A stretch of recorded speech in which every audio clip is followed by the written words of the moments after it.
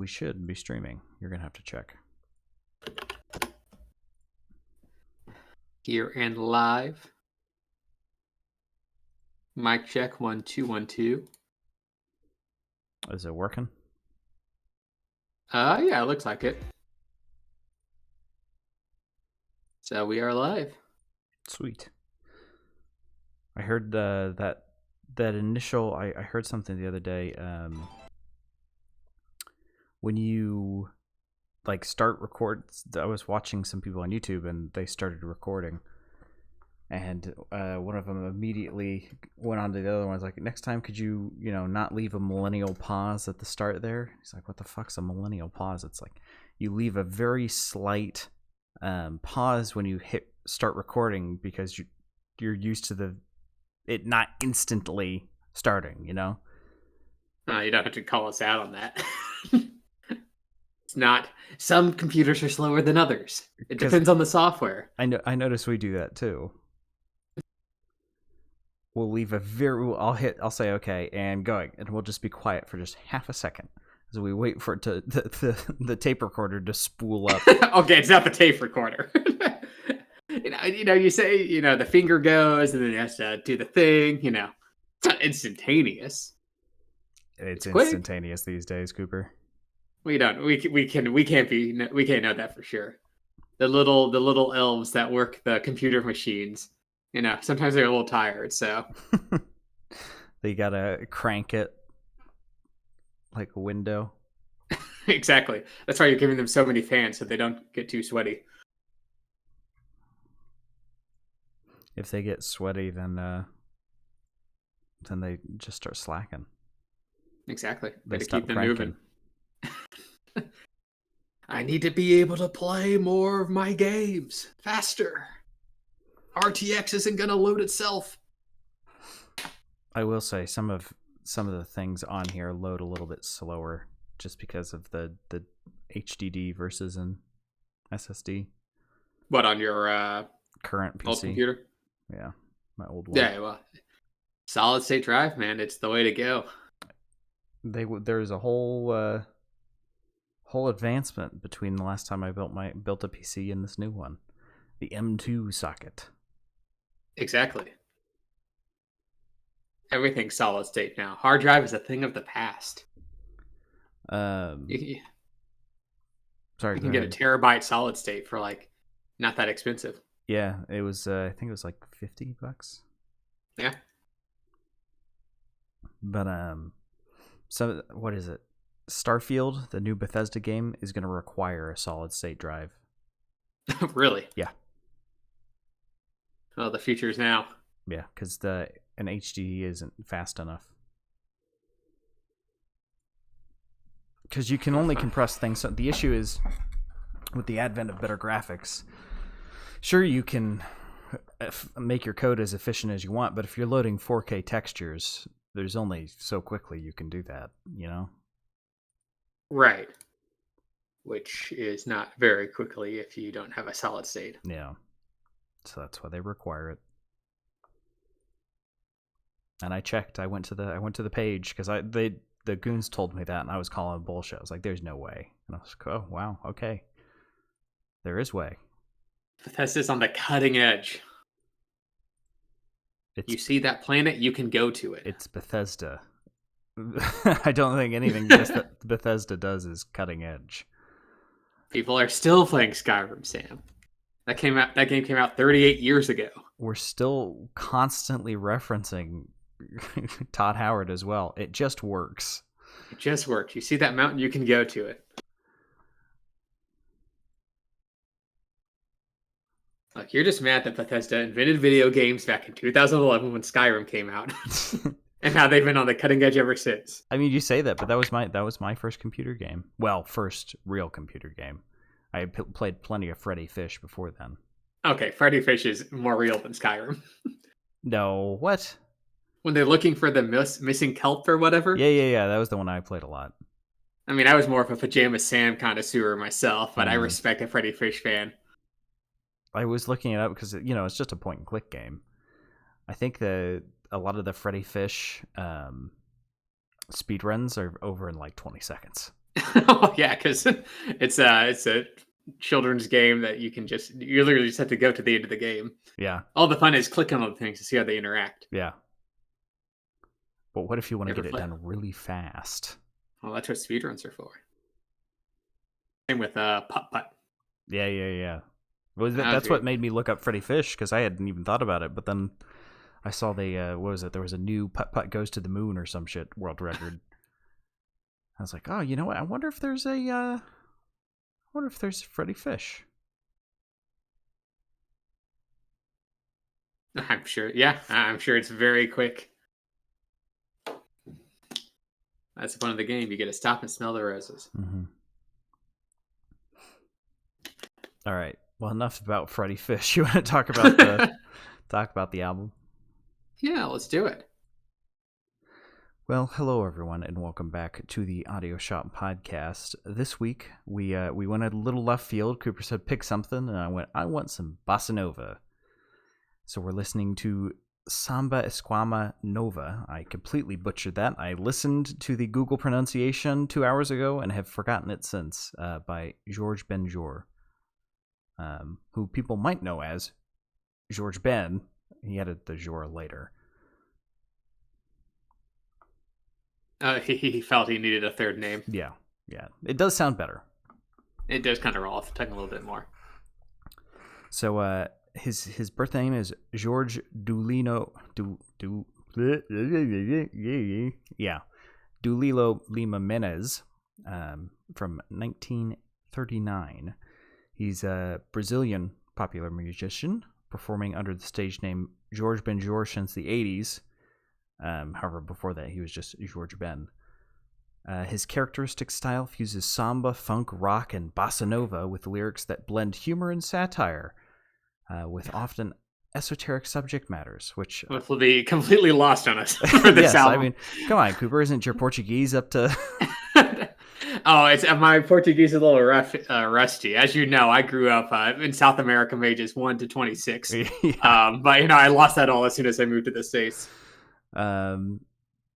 So he initially got his first gig at 18. He was a tambourine player in the carnival, of course, the famous Brazilian carnival, and he began performing in nightclubs and at parties with a guitar given to him by his mother. And then in 1963, one of those nightclubs he was performing,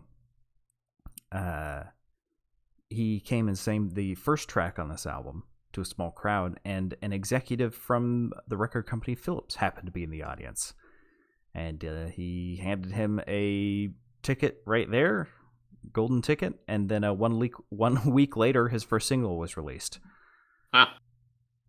And shortly after that this album came out, because this was released in 63, so they had a very quick turnaround time. He is still active today. He's been on TV, blah blah blah. Oh, he's still alive? Wow. Yeah, he's still performing. His last album came out in 2008, so I get not super recent, but yeah, but if he's still active, man. I mean, 1930, he's got to be in his his 80s. I don't know. I don't feel like doing math right now, I'll be honest. Okay, it's 40 to 20, it's 85, roughly. Oh, good for him. Good for George. So yeah, this is his very first album. Very first album.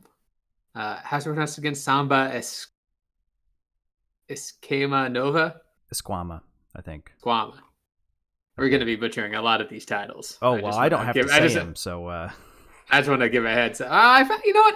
Sam, I'm always saying them, and I feel like that's a disservice to you. No. I don't want to... Really, it's selfish of me. I want to give back to the community. Now. It's too late. But in fact, I think it's never worked. So... I feel like if it's coming from you, the people will believe it a bit more. But this is his 1963 debut album, as I said.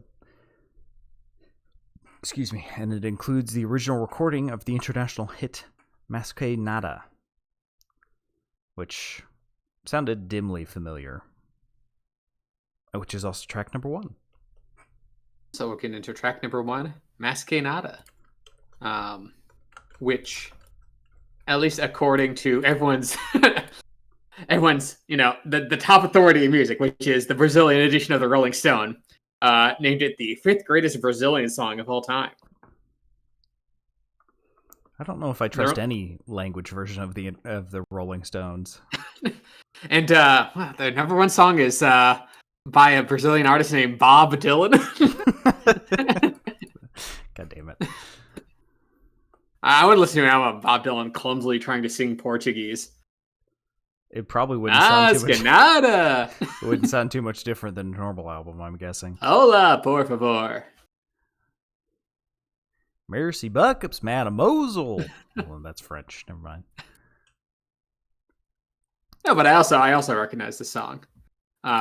Dimly. I wouldn't say I recognize it so much as, yeah, maybe I've heard that. That's what recognizing is, Sam. No. Yes. It has a Black Eyed Peas cover. If that makes you feel any better. Are you kidding me?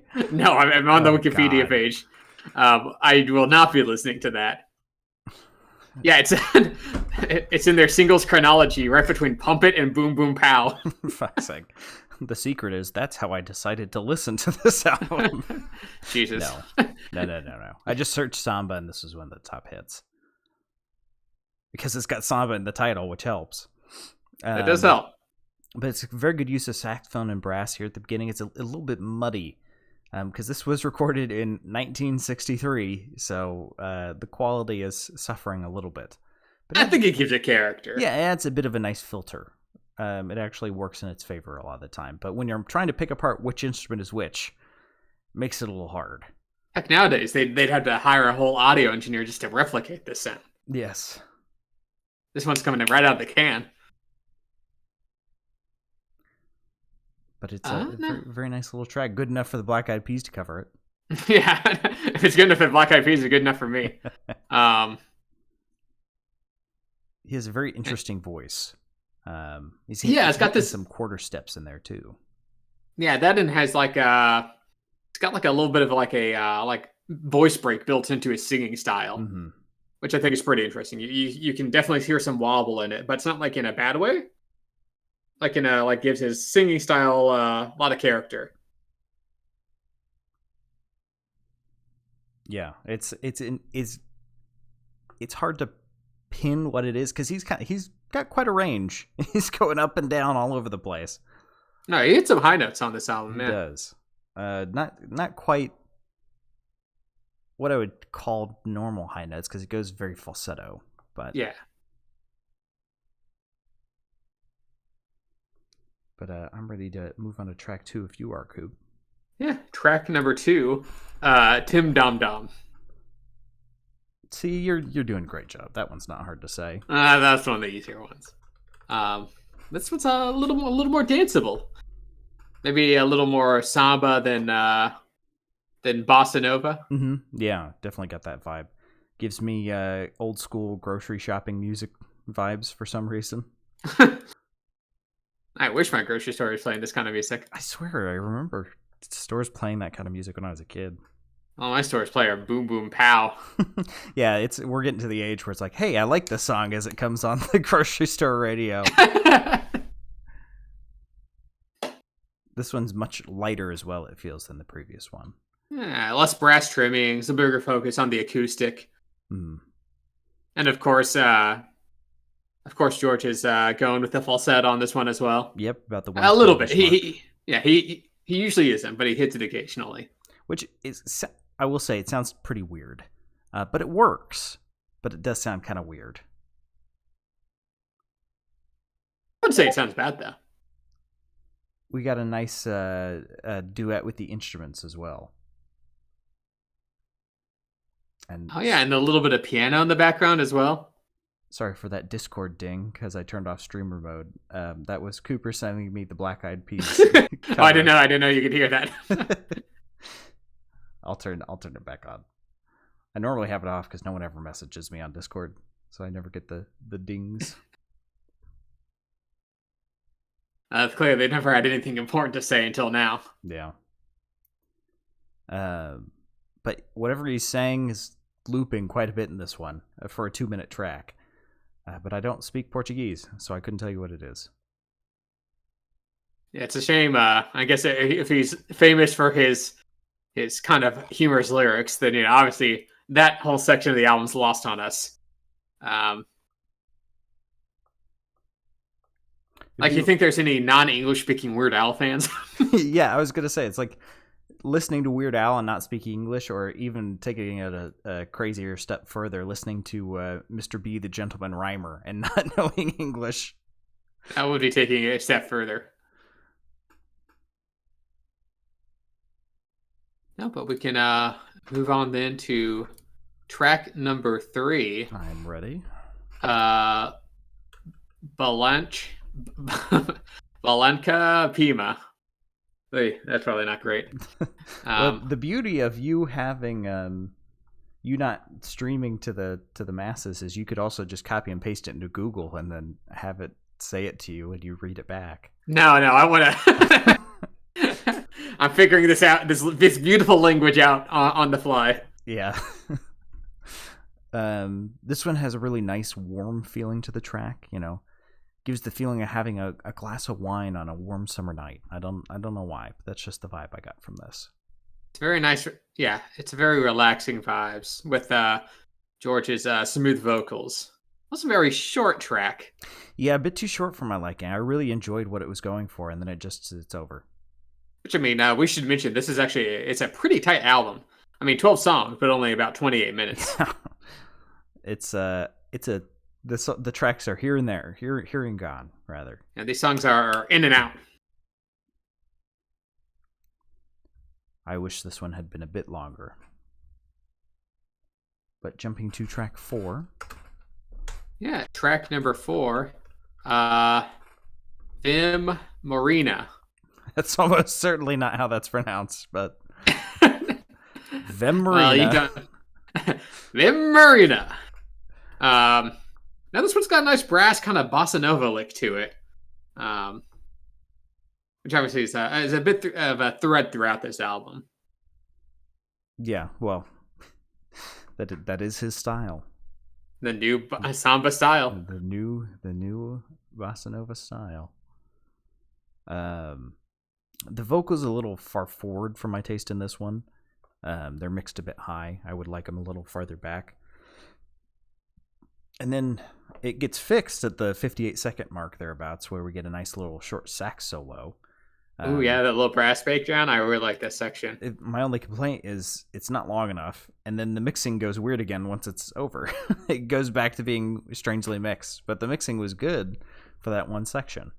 It's maybe strange. They recorded on a different day. I don't know about maybe recording sessions back in the 1970s.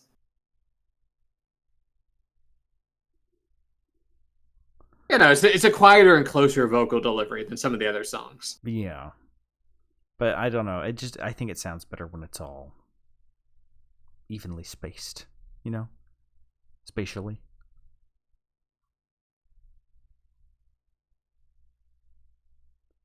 But moving on then to track number 5, Chove Chuva. Chove Chuva. Oof. It starts purely acoustic.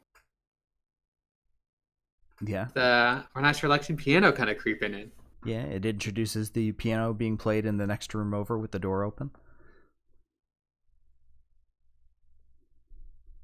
Are you saying it's a little faint? A little quiet.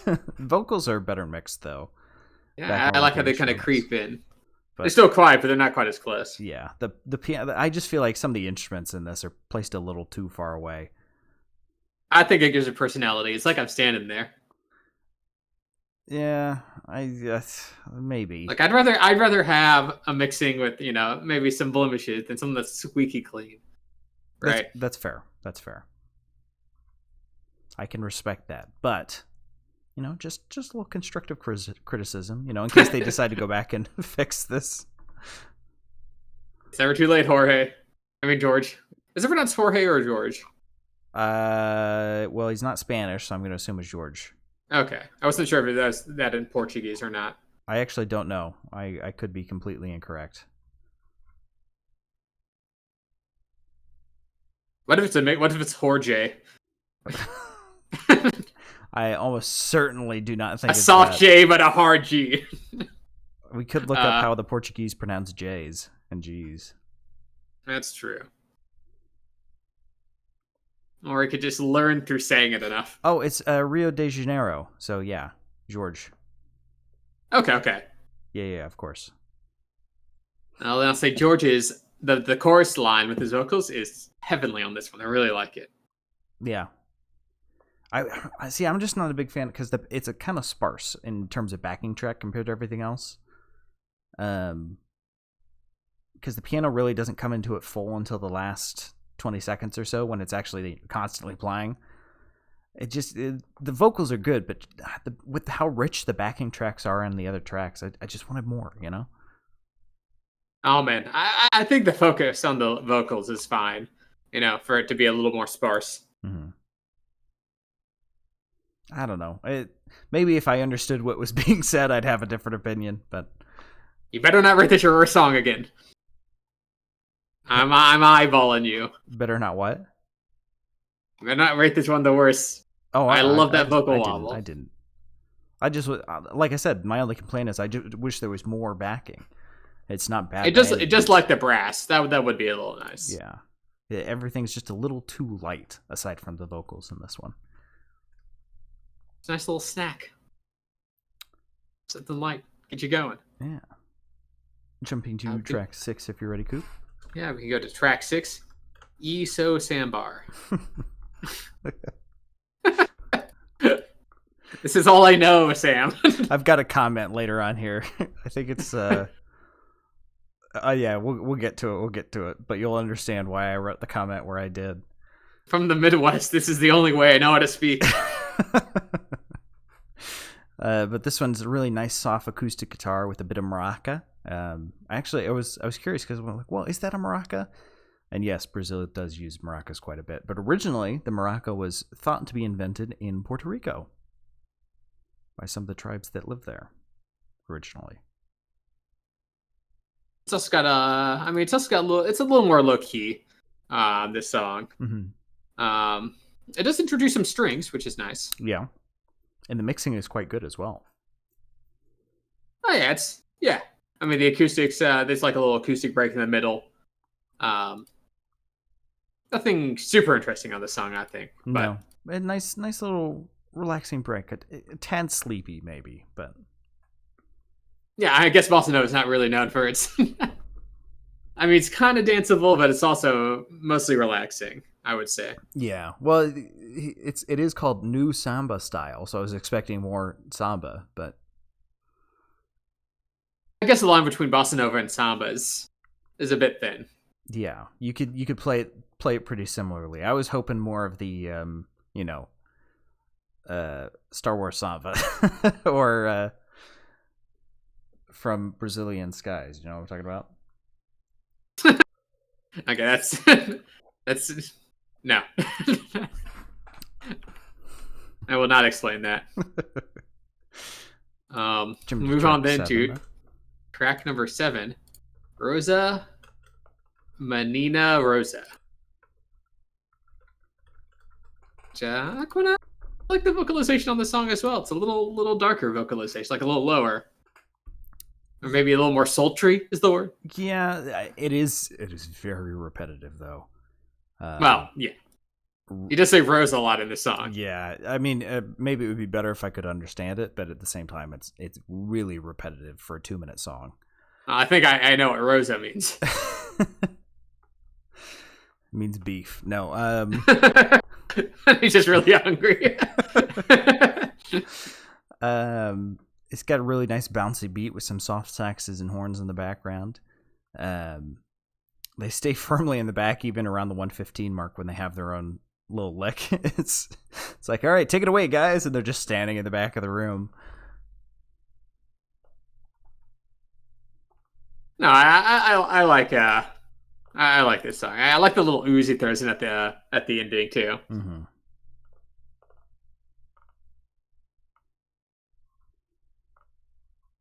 It's a nice little one. A little repetitive for my taste, but it's a nice little one. Yeah, that's fair. I mean, this album's very consistent with its sound. Jump to track number 8. Yeah, track number 8. Carrero Escaser Voce. That's Hey, is no, Kacher. I told you, Sam. I told you I can say these things. You knew this going into this, and you still made me. Hey, the best part is I don't have to, so I don't have to prove anything. Now everyone knows I don't speak Portuguese. my darkest secret. Your darkest secret. But I think this one has like an oboe or something on it. Yes, I believe it is an oboe, and it is very lovely. I was just saying last album how I wish woodwinds would be used more in music in general. And that guy, it's inclusion. It's a low-key song with the oboe, and there's like almost like a kind of brassy break in the middle of the song as well. Brassy break, you mean? Brassy, same difference. There's now I can't speak English either. That's my secret. I never could speak English. There's a smattering of strings in there as well, and there's a little bit of an oboe solo around the 110 mark, which is nice. I wish it was longer. It adds some real depth. It sounds so much crisper somehow than all the rest of the instruments. I don't know how. I guess maybe it's just cutting through in that lower register. Yeah, but it's very nice. Jumping to track number 9, if you're ready, Coop. Yeah, track number 9. Walla Walla. And this is the one where I wrote the comment. Can I just say how thankful I am that Cooper has to say the song titles and not me? I'm like 40% sure I got that right. Sure. I'll take your word for it because I don't know. I don't know how that's pronounced. I mean, it has 3 accents in it. But this one's also nice and relaxing. I guess this one's closer. Yeah, it's all bossa nova, but yeah, this one on the cooler end. And so we get a little bit of flute popping up out of nowhere at about the I do like the mark. flute. It's very clean, and the filter from the older microphone makes it really shine. Yeah, no, I think that flute inclusion is quite nice. There's not too many different instruments, but there's kind of like a nice smattering of them throughout the album. I mean, I would say we've got more variety instrumentally here than most albums. Oh, well, I'm saying in the fact that, like, as a total, there's not many, but he uses them smartly, right? I see, okay. They're like if he threw the oboe and the flute and everything on the first song, then it's like, okay. Yeah. Like, he kind of spaces out where they come in, which is nice. I get what you're saying. Man, I wasn't expecting a flute solo. I was not either. It was a nice quite a delight. Nice little treat. Jumping to track 10. Track 10. Atamba.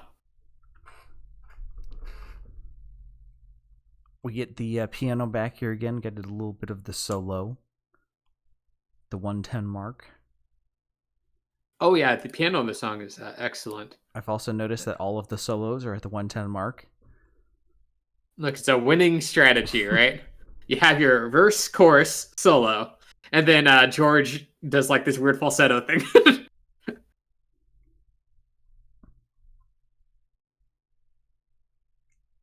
Look, it just keeps working, Sam. People don't when someone eats a sandwich, they're like, bread's on top again, right? It's a strategy that works. Hey, I mean, if it ain't broke, fix. Don't. If it ain't broke, don't fix. If it ain't broke, fix it. I also think that I also think it's a very peaceful song overall, which I guess we should expect that from Bossa Nova, but I don't know. This whole album put me in a very chill headspace. Mm-hmm. I was a little bit unfocused, I will say, during this. I don't know why. Maybe it was because I couldn't understand any of the words. I actually re-engineered the album to replace all of George's vocals with text-to-speech with a loosely translated Google Translate. Well, considering the title can't even be properly translated with Google Translate. Yeah. Yeah, we'll move on then to track number 11. Menina Bonita Now Chora.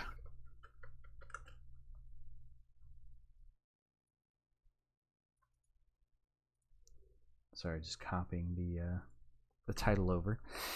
This is another one where the vocals loop a little bit too much for my liking. But that's the worst part of when we sit and review these things, is you don't notice it when you're listening to it, but when you're writing about it, yeah, you notice it all the time. I mean, I guess I can't understand the words, so it's not like it doesn't stick in my brain as much, I suppose. Mm-hmm. It's just like another instrumental lick. Yeah, I'm not sure if the song does anything super complex that steps out, but it maintains this consistent quality of the album. Yeah, I will say I do like how the vocals slowly fade away into the distance over the course of like a minute. That was a neat little trick. Oh no, he just had an appointment and he was leaving the room. He was singing as he went out the door. He had to catch his Uber. Cooper, this was the 60s. He took a taxi. Yeah, he was very ahead of his time. It was the 60s. He was using Lyft. Jumping to track 12 if you're ready. Yes, the last track on the album, Por Casa di Voce. I think Voce is Italian. Menina,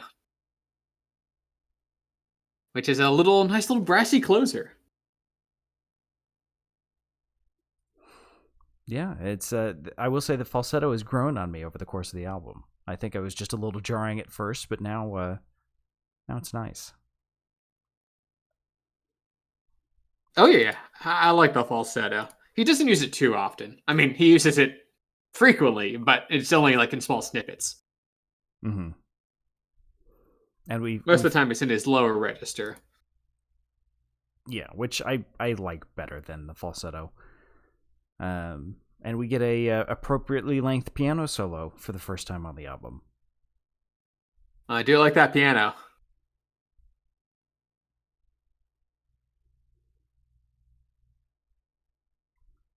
But that's the album. That is the album right there. So Cooper, what would you say your favorite, or we'll do least favorite? What is your least favorite track? I mean, there's no track I hated on this album. They're all pretty consistent. I guess Iso Samba, it was a little, so-so for me. Kind of a little dip in the middle in terms of just not being super interesting. And maybe a couple of the tracks in the back half of the album. Yeah. But, it's not like I hated it. It was just a little boring. What about you, Sam? I'd say probably Atamba. Just there was a good piano solo, but there was the echoing on the vocals, and in the last few seconds there's some weird mixing error, which was really strange, and I don't know, it didn't do anything for me. Or Rosa, okay. Mina Rosa. That one wasn't great either. It isn't like you said Rosa so much there. Yeah. What was your favorite? What was your favorite, Cooper? I'll be basic and say Mas Que Nada. I mean, I know that's his famous one off the album, but that chorus lick is just so catchy. I'm able to speak the lyrics, and I don't know, it just kind of takes in all the different elements that I like within this album. Mm-hmm. It got him the album. I can see why. It did. What about you, Sam? I'd have to go with Balança Pima, track 3. It just that nice warm feeling to it really took me in. It was my only regret is that it's too short. It's true. I mean, 12 tracks, 28 minutes is not a lot of time for each track here. Yeah, it's over real quick, but it's good. Well, you'd rather leave people wanting more than to overstay your welcome, right? Yes, exactly. So, Cooper, yeah, you wanna tell us the rating system that we use here? I did it last time. Yeah. No, I mean, well, you know how like in Cuba, they have like a bunch of vintage cars because cars stopped getting shipped over to them, in the 60s. Well, here at the audio shop, we actually stopped listening to music in the 60s. Mm-hmm. we get no new music. We're cut off. So it's kind of like that, where now we have all the vintage music, and people want us to listen to it now. We actually haven't listened to an album that came out past 1973. ELO is a new kid on the block. I hope they do great things, and I hope the Beatles come back together. I'm really hoping they get a new album collab. I hear Ringo's coming up with an album on his own, so that'll be fun. I don't know how to segue out of this. Basically, at the Tip Tip Top Hour rating system, we have a showroom, which is the cream of the crop, the best of the best. This is you have to listen to them. And then all the way at the bottom, you got the scrapyard. This is the bottom of the barrel, the ooh, yuck, get it away from me. Just terrible, terrible music. Then we got a like new, fixer upper, used rental. We'll give it like a high new or a high or a low, depending on how we're feeling. So with all that said, Sam, what would you rate this album? I think I would have to give this a very mid to low fixer upper. It's okay. That's about all I got. That's it? Yeah, it's okay. It's a nice, relaxing. I mean, it's a little. I feel like some of the ideas are a little half baked, but to be fair, dude was picked up from performing at parties, and they pumped out an album probably not more than 3 months later. So I'll cut him some slack, but yeah, it's pretty good. What about a little more generous? I'll be a little more generous and say a low like new. Maybe not like the most out there or inventive album, right? I don't, despite the name being new Samba style, I don't think he reinvented the genre here. Mm-hmm. I'd also think he did it admirably. I mean, for a first album, it hits all the right notes. It's a delightful listen.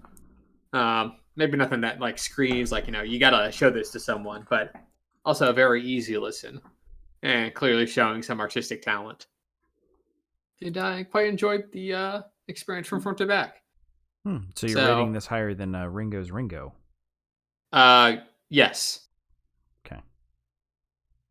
Is that the barometer we're putting everything to now? Just because I just had to delete your rating from last week, so I remembered what it was. It is higher than Ringo's Ringo.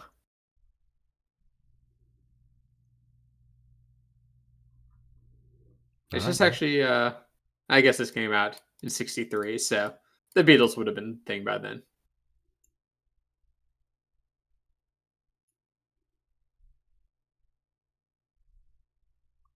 Yeah, that's the album. That is it. That's it. You want to roll on to whatever else we've been listening to this week, Cooper? The spare tire? Let's do it. I don't know if I've been listening to anything. Nothing at all? Nope. Let me look, but I think I just watched a bunch of YouTube. Which I needed. You're watching your ASMR goo videos? No. My ASMR is report of the week. That man's dulcet tones. Dulcet tones of reviewing chicken wings, yeah. I listened to a bunch of Fleetwood Mac the other day, but that was about it. I just had them on loop while I was doing some cooking. What about you? What have you been listening to? Not too much myself. Some Gilberto Gil. I'm a really big fan of him. Some Pearl and the Oysters I was enjoying. But overall, not too much this week. About the same. All right, just listening to some old stuff, of course, but nothing too much outside of my alley. Just kind of taking it nice and easy.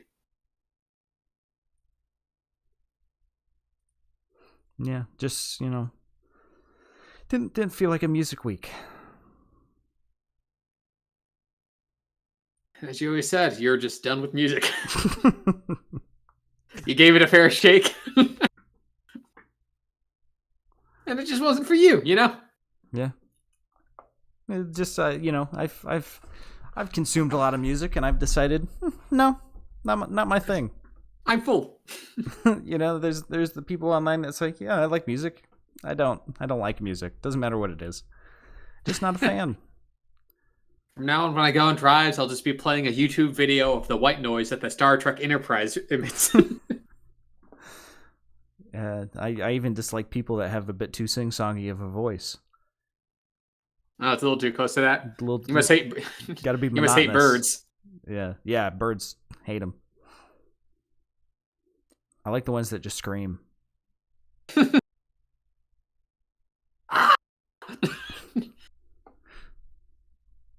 All right. Well, that's the show. If you've liked what you've heard for some reason, and you want to listen to some more, you scroll down on Twitch, click the picture of Jeff Lynne, who's got the aviators and the fake afro, take you to YouTube where most of the past episodes are. And if you're listening on YouTube and you want to listen to us live, maybe yell at us in the chat and tell us that we're wrong, as we likely are. Click the link in the description. That'll take you there. That's usually 8 p.m. Easterns on Sundays. What are you thinking for next week, Coop? You available? I should be for next week. So we can pick an album a little bit sooner. The beginning of this week was a bit chaotic for me, so I completely forgot to ask you. So this is a nice short album to review. So I will say before we fully get off, one thing I've been listening to quite a bit. I've been rewatching that the newest episode of Big Top Burger. I don't want to. You want to review? You want to review Cats the musical? Is that what you're saying? Stop! Don't spoil anything. I just mentioned Cats the musical. What's that mean? That could mean anything. Spacey, harpsichordy, organ cover in there, which has entered my mind, and I cannot get it out. I want the full version, but I don't think it exists. So, if you just listen to Cats the musical, the soundtrack. The movie that came out recently. That synthesizer he used has really wormed its way into my brain. I need to see if I can replicate that sound. But Cooper, what's going on with Twitter? You can follow us at AudioShopPod. That's POD at Twitter or X.com. We're not calling it that. You're calling it Twitter, or else this show's over. Shitter.com. Are you finally on board with Mastodon and Toots now after all this crap? Okay, I'm not calling them Toots. I refuse doing that. Give us a follow there, and we'll let you know what we're listening to and when we're listening to it. Well, that's all we've got. That's it. So thanks for listening, and we will see you next time. See you later, shoppies. See ya.